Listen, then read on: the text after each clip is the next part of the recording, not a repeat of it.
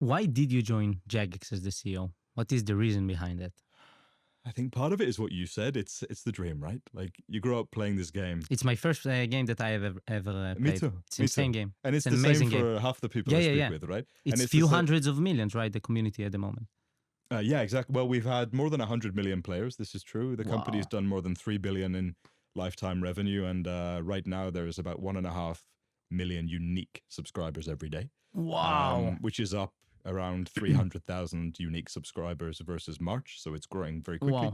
Wow. But to answer your question, it's opportunity of a lifetime, right? I mean, I'd seen this business when I worked here the first time for 4 or 5 years. I'd seen it from the inside and seen what it was like to run a sale process with that business at that time. And I'd obviously seen as a player what RuneScape and Jagex were for 20 years, and as a buyer working with the CVC team and the Haveli team, who bought the company in early of last year.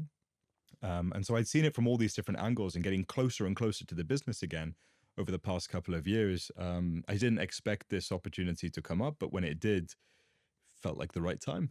Wow. Amazing. And today, like Jagex, it's a company, 25 years, legacy game, legacy games. People, I assume, that work in Jagex for a very long time. You have this kind of them. What is the culture in Jagex? Yeah, the culture is an interesting one. I think the best way to describe it is that most of the people who come to work at Jagex and work on RuneScape go home and play RuneScape on their evenings, right? So they were players before they came, they're players while they work here, and they'll probably be players later in life too. And so you can imagine what kind of culture that builds. But I think that it's special and it's alchemical, because what it means is the people who are working all day, every day, are the same people who have to deal with the challenges and the benefits and the good deliveries as soon as they go home or on a weekend. And so the closeness of our developers, designers, general employee base with our products, I think is pretty unparalleled. I think that's why it's been so successful for the last 20 years. Did you see any cultural like changes? I assume like Jagex started, 25 years ago, 20 years ago, 15 years ago, 10 years ago. What has been changing in terms of culture for Jagex?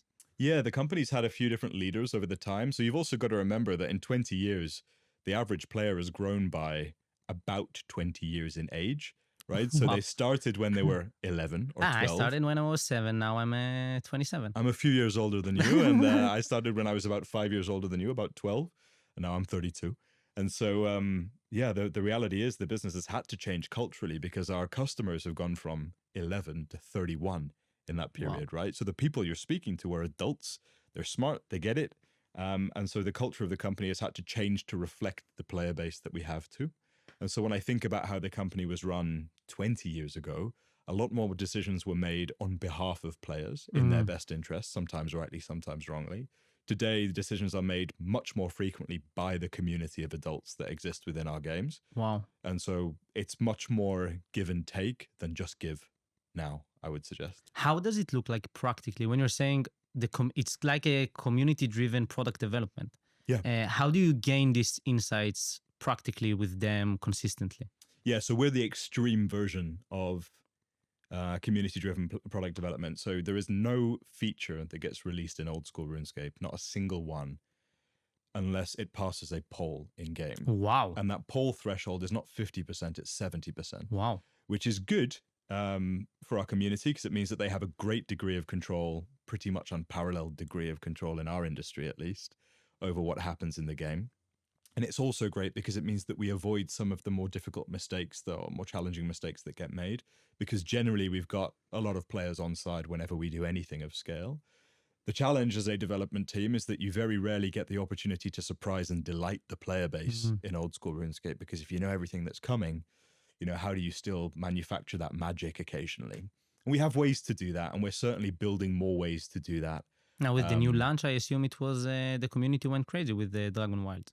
With Dragon Wilds, yes, there's a whole separate game, but in old school and RuneScape 3, there are things that are happening that are a bit different to what used to happen, some time-limited game modes, things that don't involve new content in the core games, but still are very exciting, drive a ton of hype, and also can serve as those surprise and delight moments. So we're trying to build those into the armory.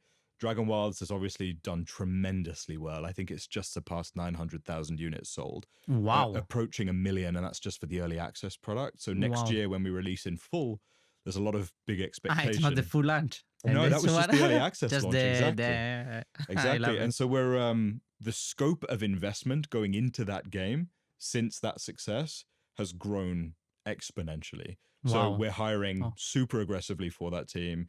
There's a ton that is taking shape that looks incredible. It's hard, right? With a RuneScape audience who are used to seeing updates every week, it can be quite hard to find the balance between keeping players happy, but also developing to an appropriate timeline for a premium product launch. And so at the moment, we're sort of in that gray area between players from a RuneScape background expecting weekly updates or monthly updates and development of a full game from early access not running in the same cadence. And so that can be a point of friction, but I think next year's release is going to be, it should be a real sort of cake topper. Why do you think Dragon Wallet early launch was so successful? You have been working it for a while, right? Yeah, this has been in development long before I joined the business. This has been underway for almost 3 years now. Wow. I think something around that. And the game, I think, why did it do so well? I think there's a few reasons. The first thing is it's fundamentally fun and it's good. And if you're a RuneScape player, it is recognizable as a RuneScape product, which hasn't always been the case with historical releases. There's also this strength of community that sits within particularly old school RuneScape, but also RuneScape 3.